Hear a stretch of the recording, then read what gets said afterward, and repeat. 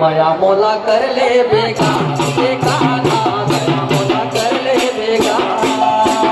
माया मोला कर ले बेगा बेगा माया मोला कर ले बेगा माया मोला कर ले बेगा बेगा माया मोला कर ले बेगा माया मोला कर ले बेगा बेगा माया कर ले बेगा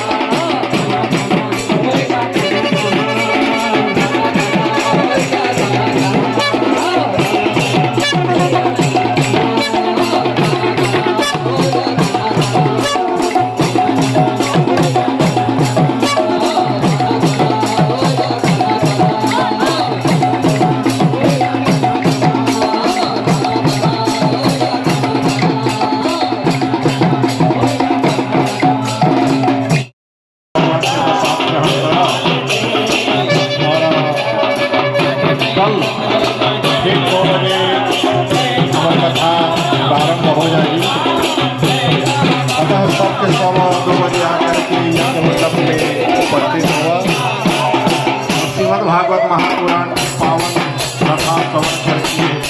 अपन के जीवन में धन्य बना। बड़ा सौभाग्य की बात है मार्गशीर्ष मास में पवित्र समय में पावन समय में इतना सुंदर अमृत समतुल्य कथा और हम श्रवण करें